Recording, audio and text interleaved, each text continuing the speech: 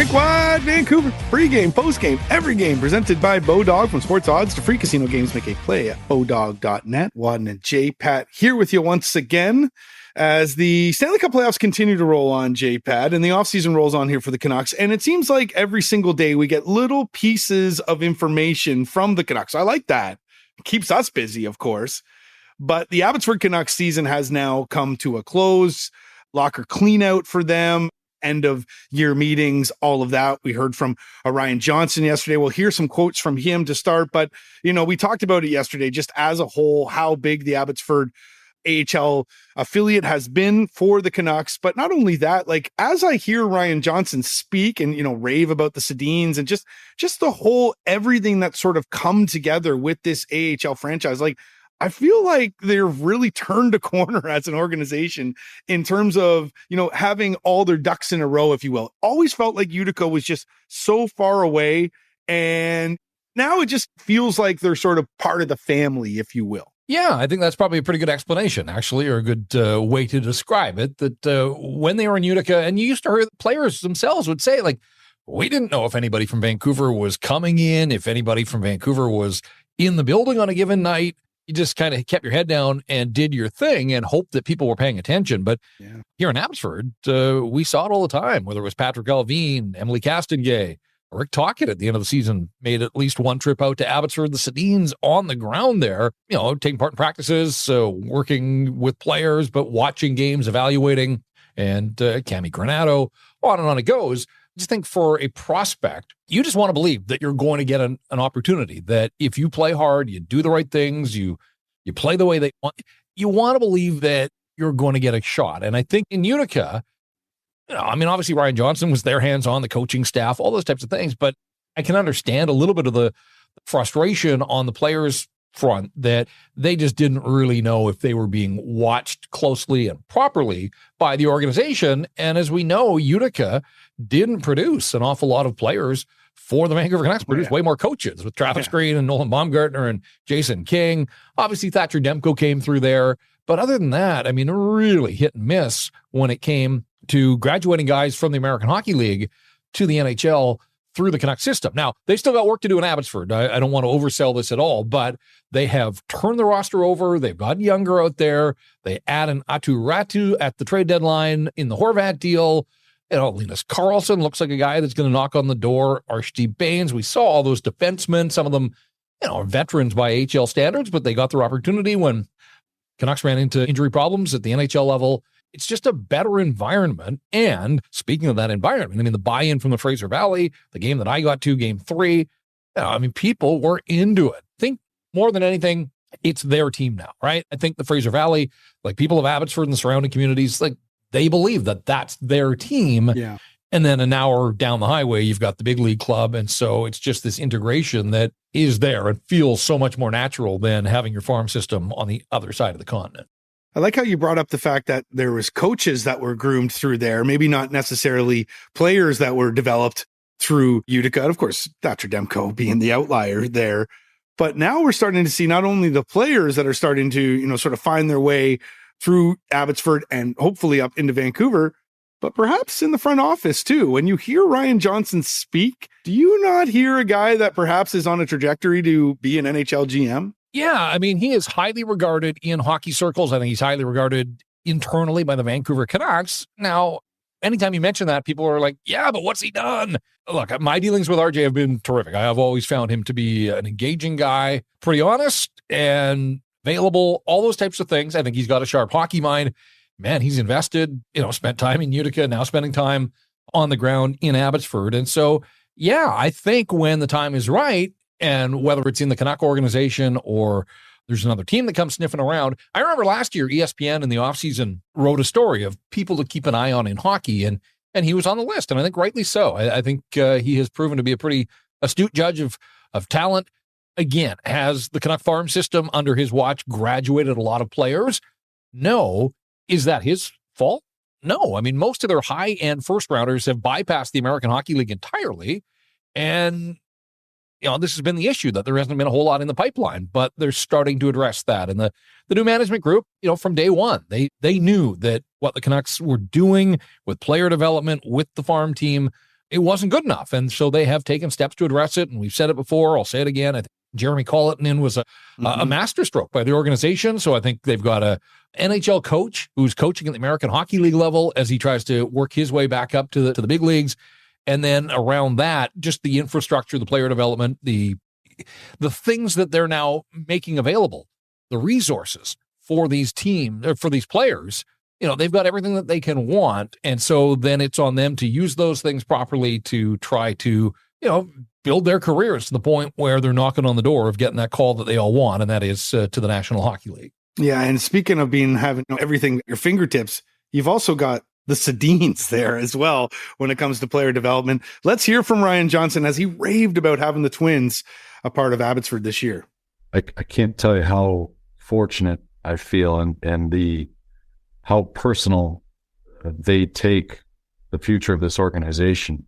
Is you see that every day, and having those guys drive out here 2-3 days a week and be on the ice and a part of our meetings and a resource for these players with a genuine interest.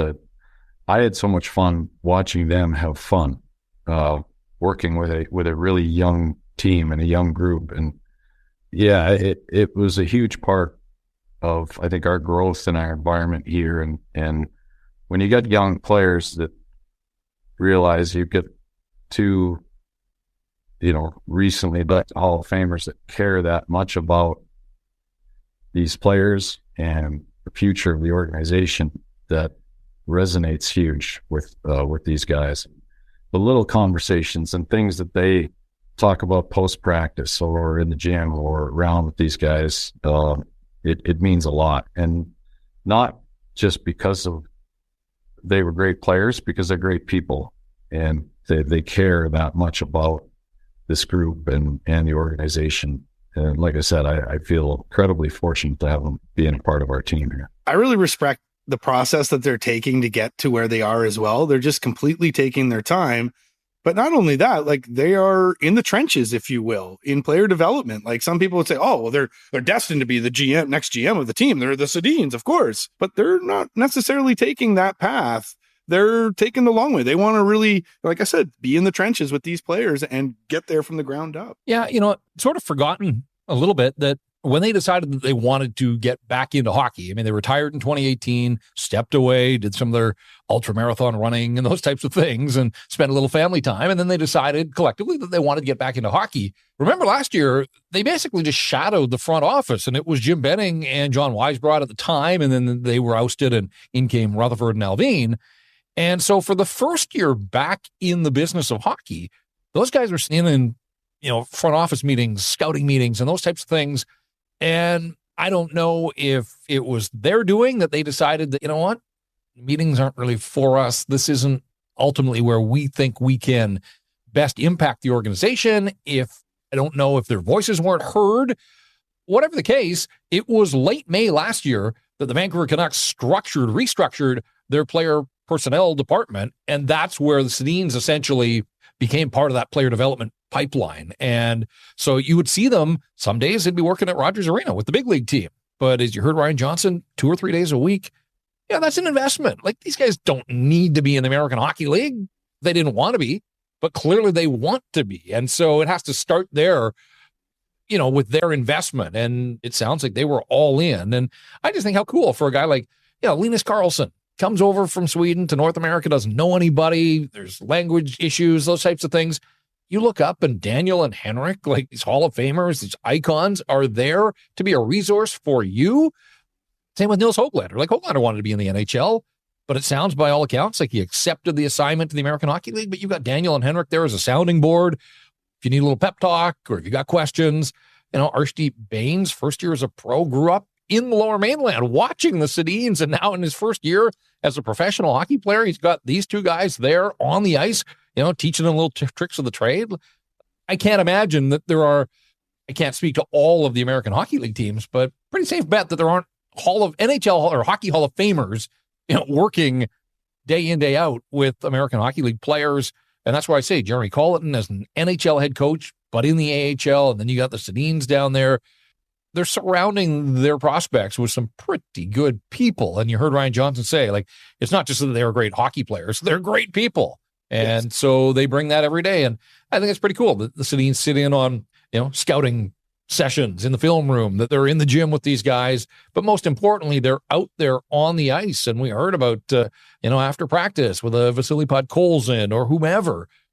I would think if you're down in the dumps and you're not feeling it, you're lacking confidence, again, just to be able to spend a little time around those two guys who are, remarkably positive individuals and certainly aspired to great heights and reached those heights in the National Hockey League.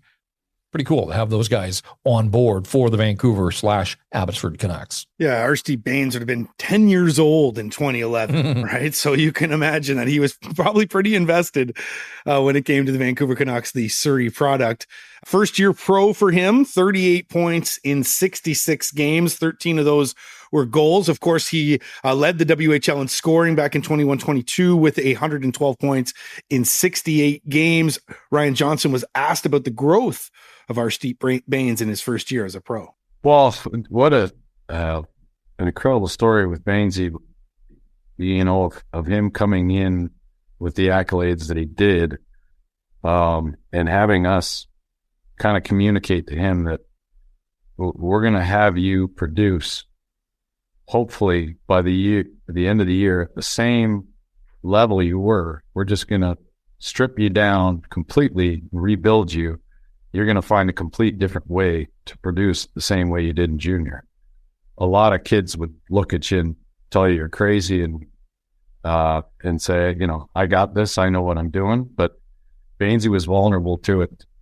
He knew now being a pro and how he was going to have to play the game and find different ways to get the puck on a stick. He was a healthy scratch at times earlier in the year, but the way he worked on his game and bought into some of the things and the details and the wall play and managing the puck and the down low play below the tops of the circles. Look at the season that he had as a first year player and the growth that he took exponentially throughout the year is something that it taught me and something that I can use moving forward to other players that are similar to him that have produced at very high level from wherever they came from, and understanding that they're going to have to make some changes to be able to give themselves a chance to play in the NHL. And that's exactly what he's done.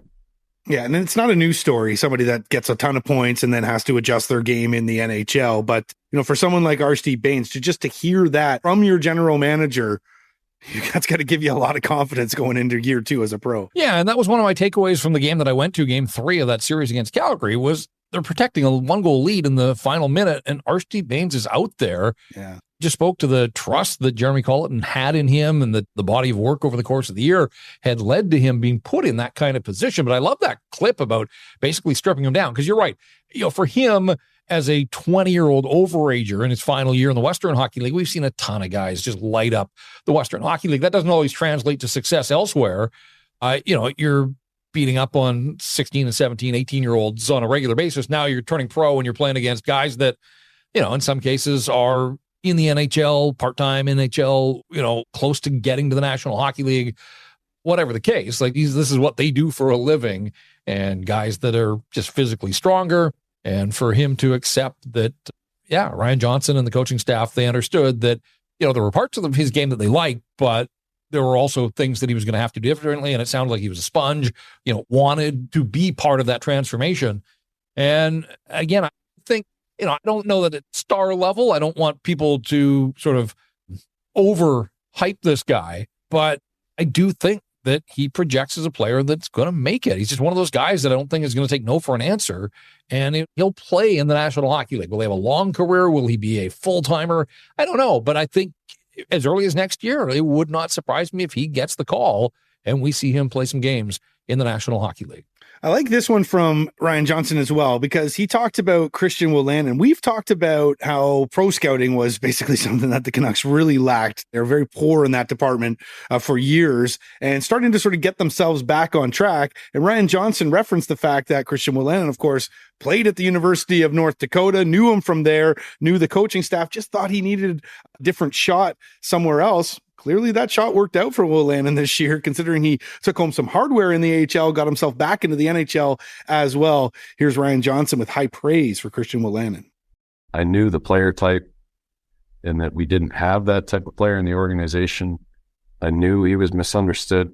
He played at North Dakota where I played, and I've got a relationship with coaches, vouched for him and the player he was. He was a guy that I talked to directly as opposed to his agent. I talked directly to him and said, I know you need somebody to believe in you, and I do. And I think if you buy into what our environment is there in Abbotsford, I think we could change your career. And he did that. He came in with an open mind, the professionalism and the approach to the game that we ask of our players here. And you see what happened with what he was able to do for our group, and not just the group here in Abbotsford, but obviously went up to Vancouver and played an important part for our group there down the stretch. And now is somebody that, we've got under contract to be a part of our organization for the next 2 years here. Are you surprised by the 2-year contract for Wolanin? Just because of the fact that he is 28, he'll be 30 when it's done, where he's, I don't know if his career took a leap up this year, but I think it definitely got noticed by others. I mean, the fact that he was able to play in the NHL and we thought played pretty well when he was there. Like, are you surprised that they got a commitment of 2 years out of him? Or, I mean, it's a good paying job. Like, you make $750,000 at any one of your jobs. You're liking it, but perhaps maybe he could have risked an NHL contract after another good year like he had this year.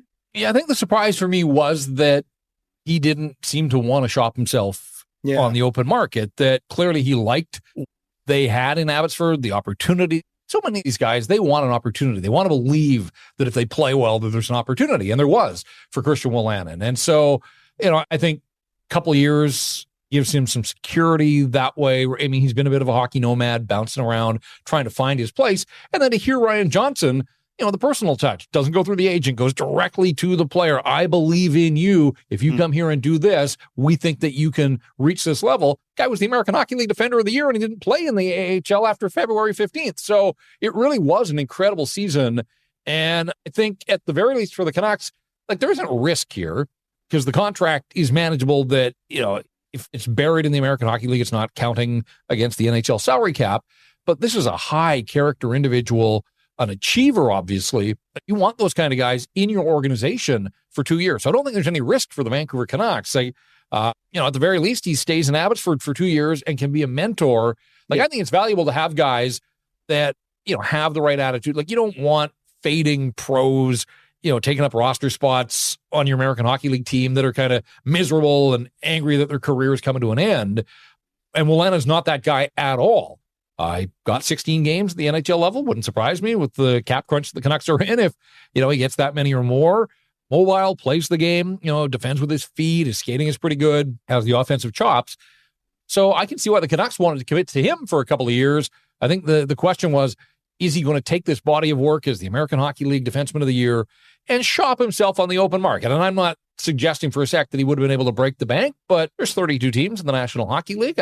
There might have been a nibble or two out there, but clearly it spoke to what he saw here in this organization, the opportunities he had. And I just think he can be a valuable contributor and mentor, especially as this group gets around to furnishing the pipeline with a few more defensemen, that ultimately are going to work their way to the National Hockey League someday. Yeah, I think that says a lot about Abbotsford. The fact that, he was willing to go those 2 years because he probably could have shopped himself out there, maybe got a 1 year at $1 million somewhere, right? So again, that just shows the progress that they've made down in Abbotsford when it comes to players as well. Jet Wu is one of those players that I think surprised both of us to hear that perhaps he would be considered to be playing for the Canucks at some point next year. RJ talked about him and how the huge strides that he's taken this season. Well, fantastic year. I mean, he was such a huge part of our group in forming his identity as a player. I think last year was something we really struggled with, but this year, his growth in his game and building his identity as a player, as a puck moving, physical, heavy, and contributed offensively as well. Even played on the second unit power play at times. but he's shot himself forward. That's for sure. And I felt, had things maybe gone a little differently, he was a guy we were hoping to get a chance to play some games up top, but he's put himself in the conversation to come and compete for a spot next year in Vancouver, or worst case, I see him as a guy that's going to play NHL games next year, because of the growth and how far he came along this year as a player and as a person, as a professional. It was awesome to see. He'll be 23 in July, and I know how much you love goals from defensemen. Yeah. He led the Abbotsford Canucks in goals from defensemen with 7. Now, he was second to Willanen in terms of total points with 21. Not really that you expect Jet Wu to be this big point producer, but here we are. I mean, 7 goals from a defender. Again, still only young. He's still just 22 right now. Will be 23 in July, as mentioned. So, it seems like Jet Wu's kind of been in the organization for a bit, because he was a 2018 draft pick, but, not everybody's ascension to the NHL is a single line. Sometimes it takes a little while to get there. Yeah. And, when I watched that game last week, the playoff game, I noted he was over on the left side. He's a right shot guy. But it spoke to me that they wanted him to be able to play in key situations, and they had Noah Juleson on the right side, and Philip Johansson had come over, and he was getting some shifts. Wu played a lot down the stretch. He played big minutes in that third game of the series against Calgary that I saw. He certainly doesn't project to remain on the left side. I think this organization has shown that there's room for guys on the right. So I would think in a perfect world, he'd slide back to the other side. But, he's rounded out his game. I think funny that you're right. The development path is rarely a straight line. And, there's probably some confidence issues. And, they had moved him up front at times last season where it kind of felt like he got lost in the shuffle. And then you get a coaching change, Colleton comes in. You get guys that believe in him, that sort of set him up to play to his strengths.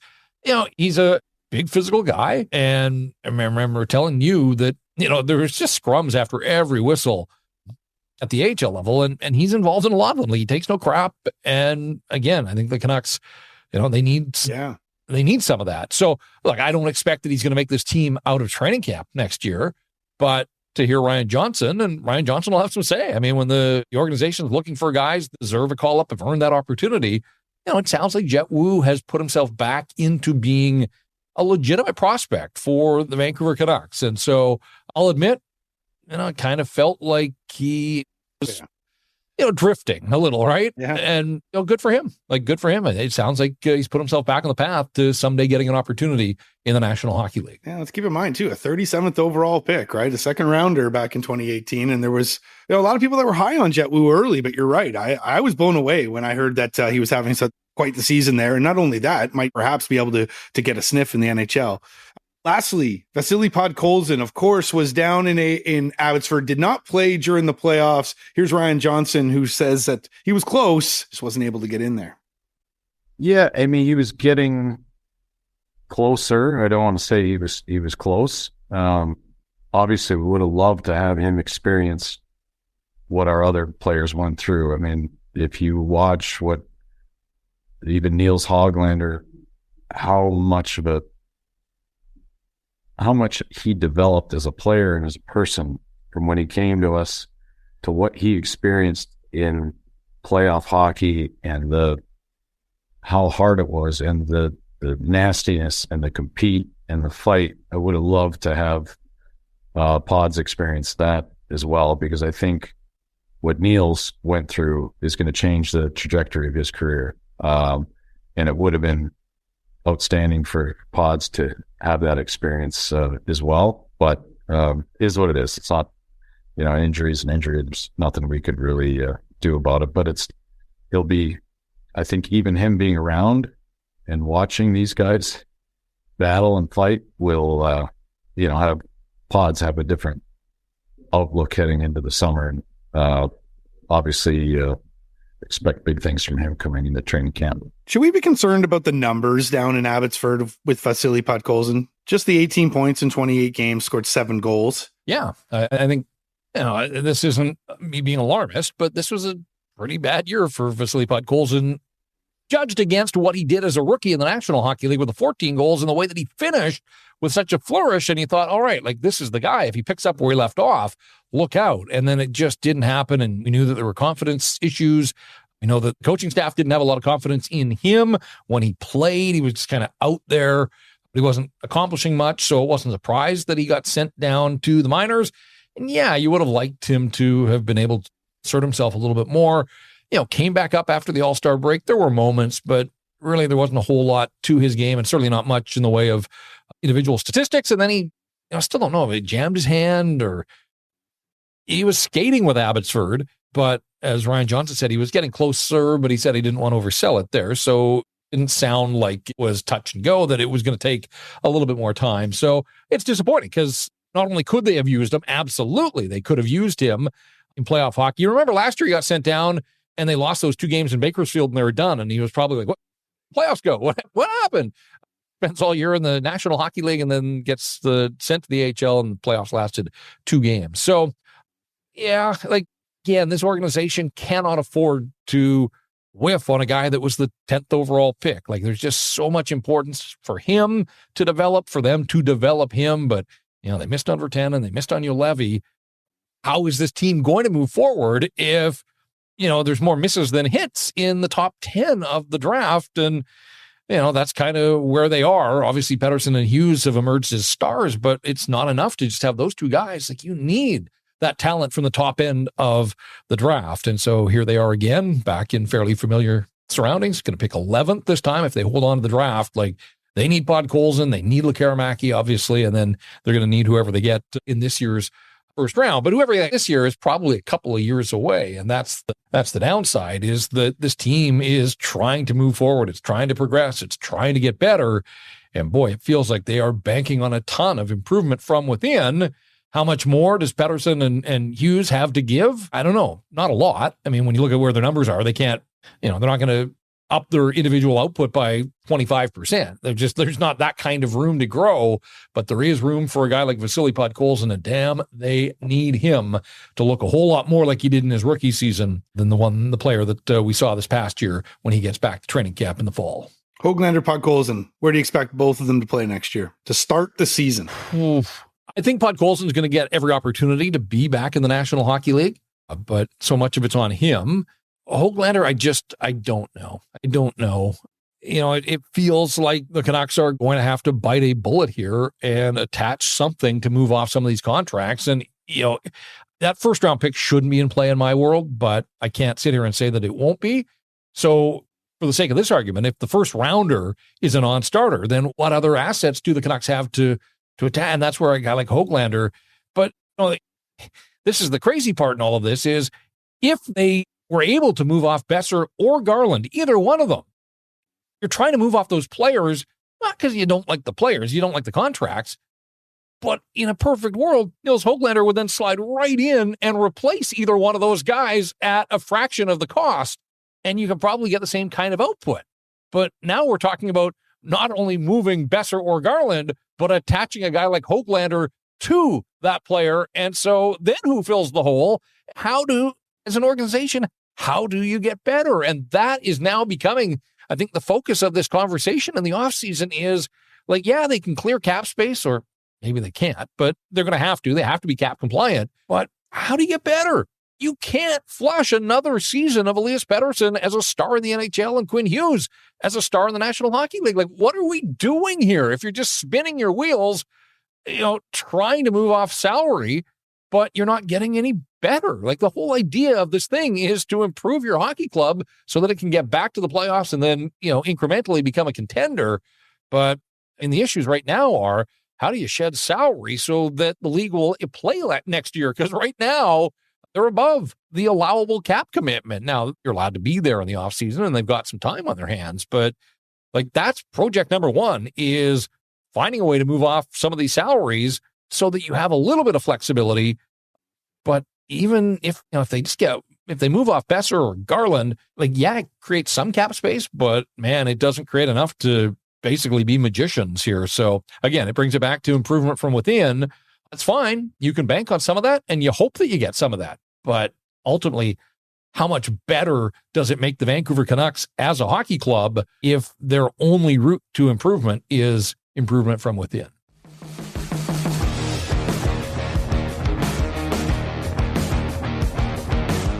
Well, I'm glad you brought up the salary cap, J-Pat, and I'm sure it is in Canucks fans' head every single day. And today, maybe it grew a little bit bigger because Puckpedia put out their projections for next season. They turned the page. They're looking at the 23-24 season now.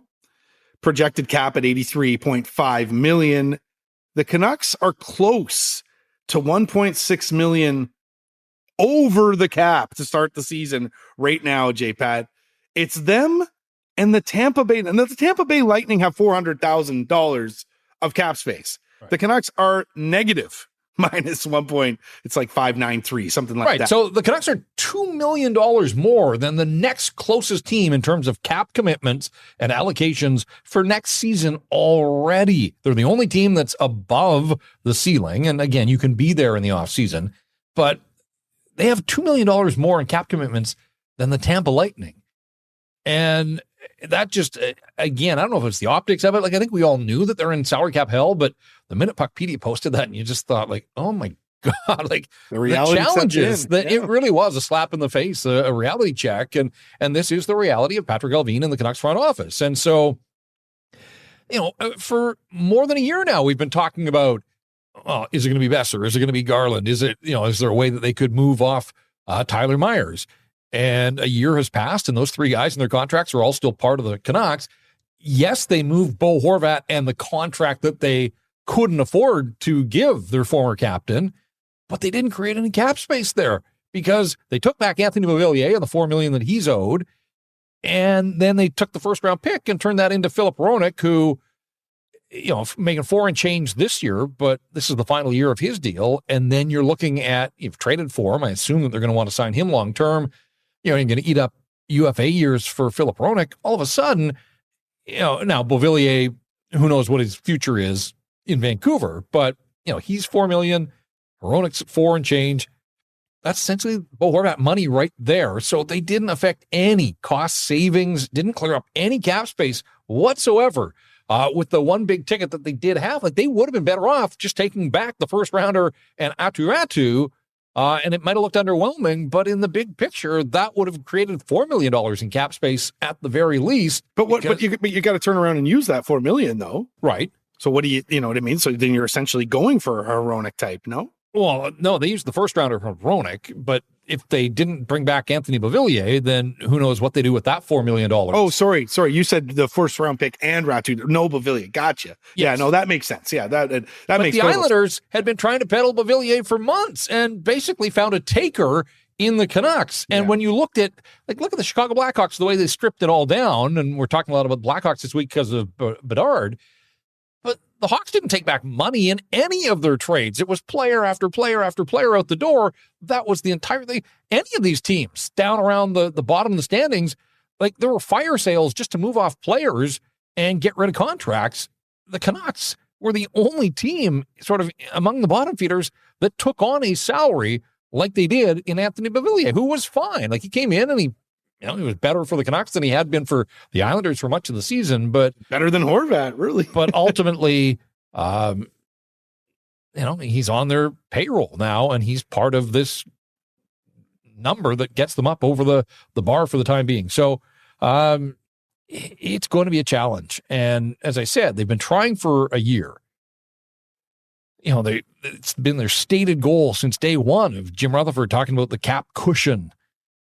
Well, he tells that to the media here in Vancouver, and through the media, it's to the fan base. But guess what? It's to the rest of the National Hockey League, although the rest of the NHL already knows. They've got access to information.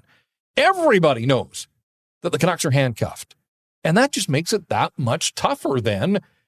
You are not dealing from a position of strength. And I think the real danger in all of this is they've got 6 weeks now.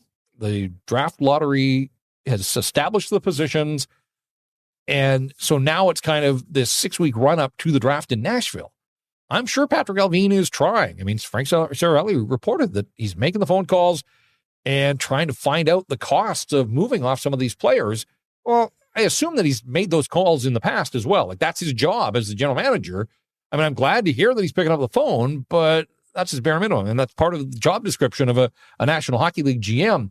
But I just think with every call, the realization must be hitting home for Patrick Allvin that the only way out of this is they are going to have to attach sweeteners. And it sucks. And that is just the cold, hard reality of it. It's unfortunate that, Connor Garland's not a perfect player, but he's a National Hockey Leaguer, but he's basically untradeable because of his contract in a flat cap world. And so the idea of any kind of hockey trade, I don't know. I mean, they've had a year of trying to go there. They brought the agent of Brock Besser in because they were getting nowhere. They thought maybe the agent could do something.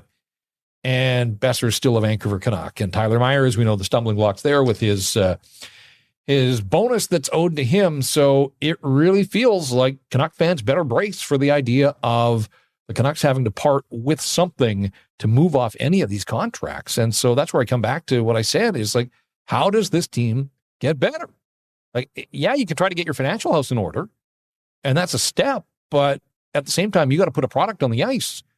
And I don't know. I mean, unless Patrick Allvin is Harry Houdini, I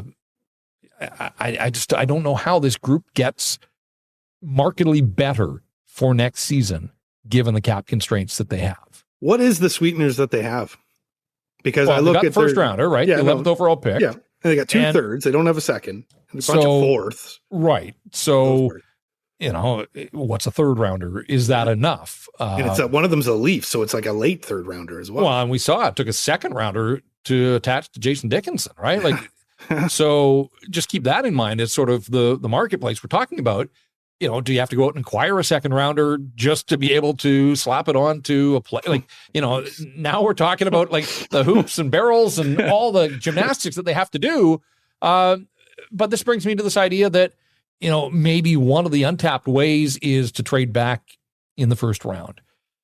How different is the player that they'll get at 11 as opposed to a player that they would get at 16 or 21?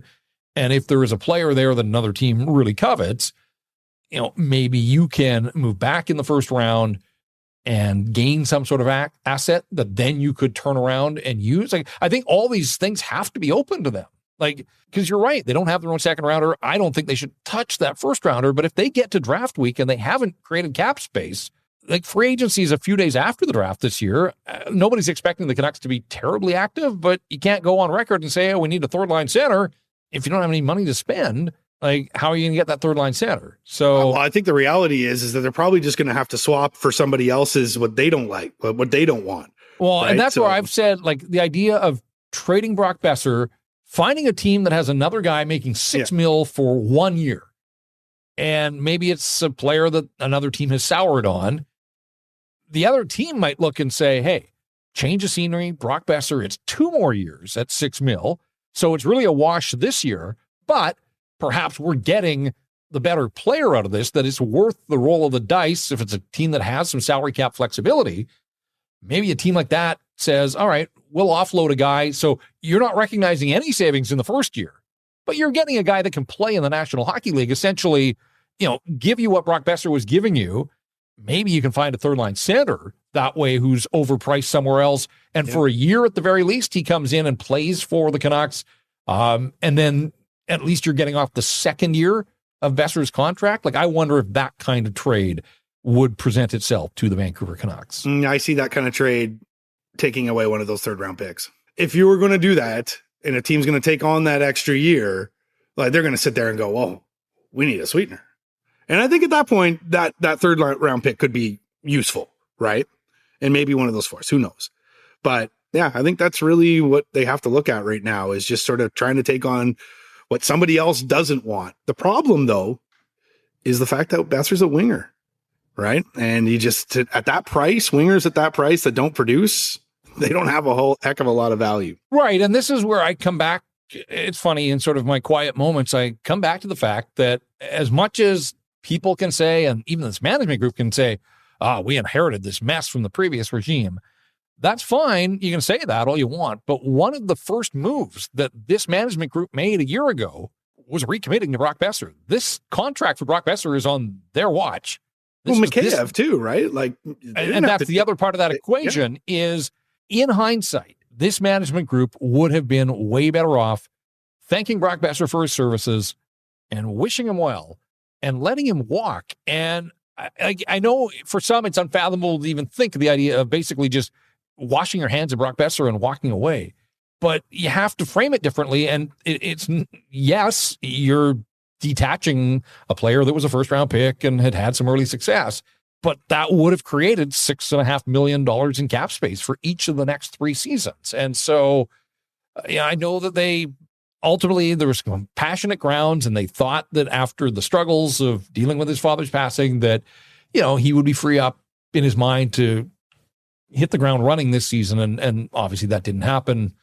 But it's been an immovable contract. Everybody knows that, and nothing really changes this season. Like when you get to this time next year where there's 1 year left on the deal, I think maybe there's some teams that would think, yeah, we'll take a shot on Besser at, 1 year. If it doesn't work out, it's a gamble and there's $6 million at play, but we'll take a chance. Maybe we can flip him at the deadline, anything like that. But with that extra year, and that's the problem with Garland as well. If it was the expiring year of his contract, you'd have a lot easier time trading him, but that's not their reality. And so that's where I guess I just want people to brace themselves that while all these other teams are having fun in the playoffs and the Canucks' stated goal will again be to be to the playoffs, but ultimately you have to ask yourself, like, where are they going to get better? How are they going to get better?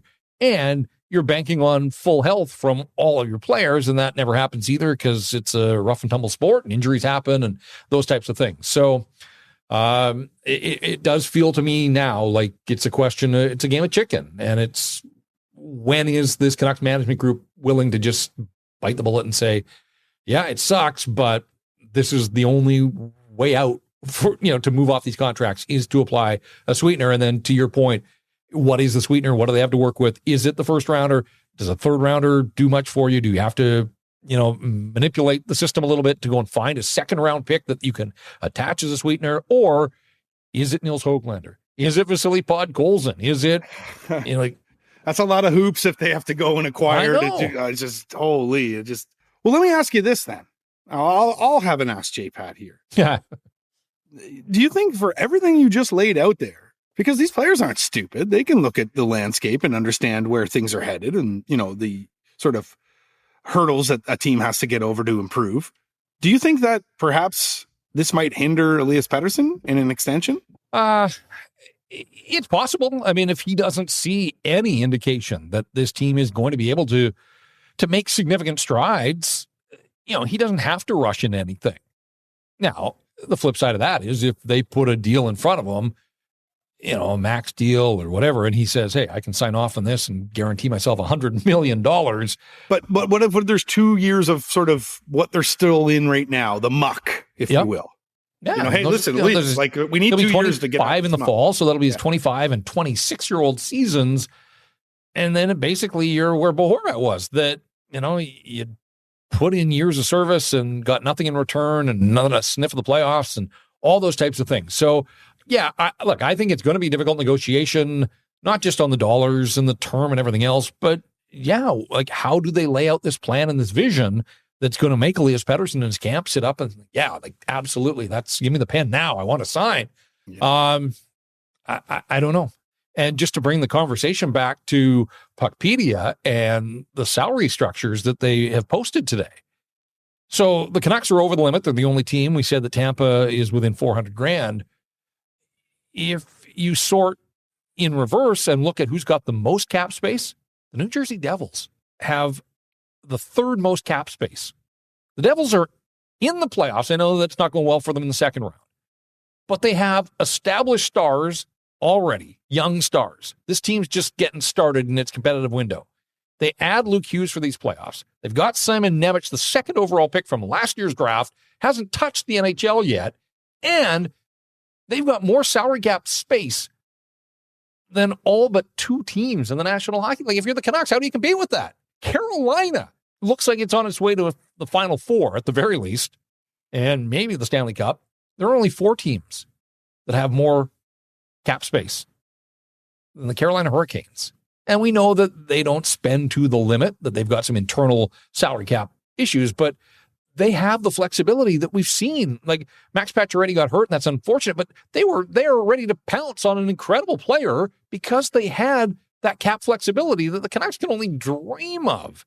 And, you saw with Seattle and Oliver Bjorkstrand last year. Like, we'll go through that again. There will be teams that are positioned beautifully that when players get the squeeze and teams can't afford them, they're ready to, for pennies on the dollar.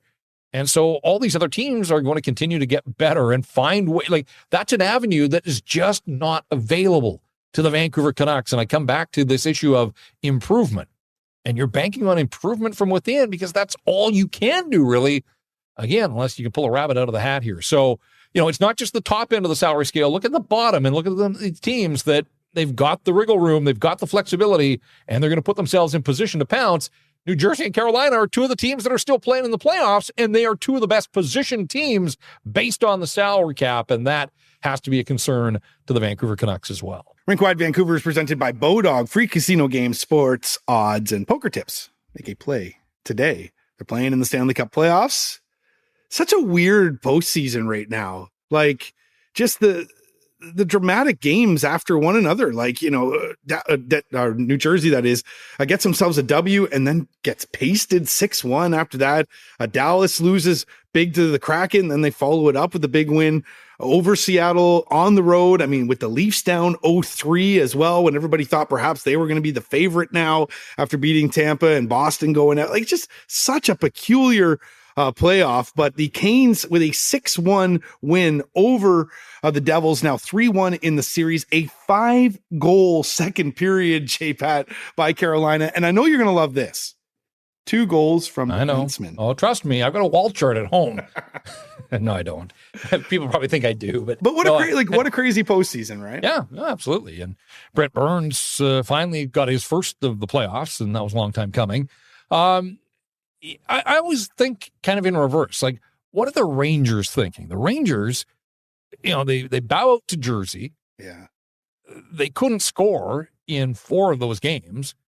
They fire a coach, and then Carolina's just making it look easy to score goals against the New Jersey Devils, where the Rangers had a devil of a time in that opening round. So, look, we all sleep on Carolina. They're not the sexiest team, but I do think Rod Brind'Amour is one of, if not the best coach in the National Hockey League, and just gets complete buy-in. And then you've got guys that, Aho and Nate Chash are excellent players. I don't know that they're in the star category, but they're close. They're knocking on the door. And then you've got that next layer. And I'm telling you, Jordan Martinook, the former Vancouver Giant, like, he's going off in this series, but even before this series, that guy could play on my team. I would have him on my team anytime. Like, just a really good penalty killer, plays hard, finishes checks, doesn't cut corners, absolute analytics darling. And now he's getting opportunities and he's making the most of them. So yeah, Carolina looks, they're poised to move on to the Final Four. Certainly Devils can't seem to get a save right now, which is unfortunate for them, but it again speaks to the value of, needing goaltending at this time of the season. And then, both Dallas and Seattle at times in the series have looked incredible. Both of them have looked flat at times too. Seattle gets Jared McCann back and does nothing for them. Dallas got the start they were looking for, built on the lead. Of course, Joe Pavelski scores because that's all he does. And so, you're Dallas, you're feeling good about evening the series, getting it back, wrestling home ice away. But the Kraken have shown they're an incredible team on the road. They're not done. Like, I'm not ready to write off this Seattle Kraken team, not by a long shot. Mm-hmm. Now, they know that they're going to have to win one more time in Dallas. Just that's the way it is. But they've been one of the best road teams in the National Hockey League all season. So I don't think that will scare them. It shouldn't be any kind of daunting task for them to go on the road and get one more win. And if they win Game 5, then to come on home and an opportunity to punch their ticket to the Final Four in front of the fans at Climate Pledge, what a night that would be. And, when we talk about trying, like, I don't know, your guess is as good as mine, like Edmonton, Vegas, like how the Oilers need to respond.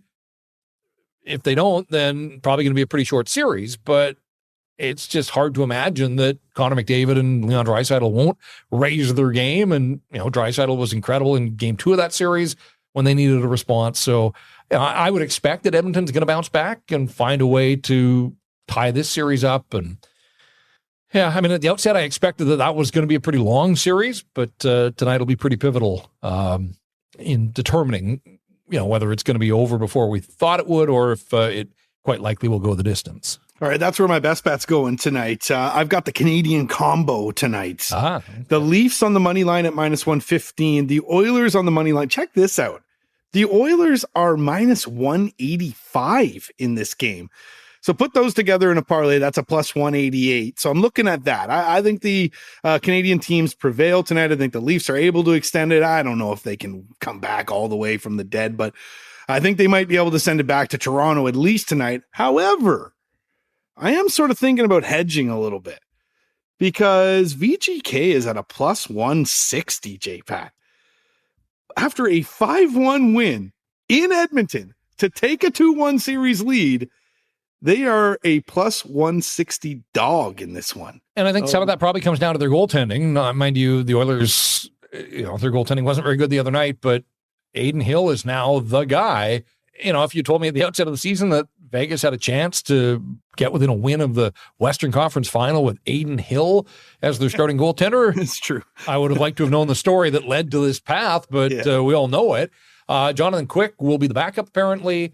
And so, goaltending, I think it's always in the spotlight, but Joseph Wall, obviously for Toronto, trying to stave off elimination. And then you've got Aiden Hill stepping into the firing line with McDavid and Draisaitl on the other side. I mean, there are certainly easier challenges in hockey than having to face McDavid and Draisaitl motivated to try to tie that series. So, kind of, looking forward. I'm going to sit back and watch a lot of hockey here, and, we'll see what the games bring. And obviously, we'll break it all down on the next edition of Rink Wide Vancouver. That's right.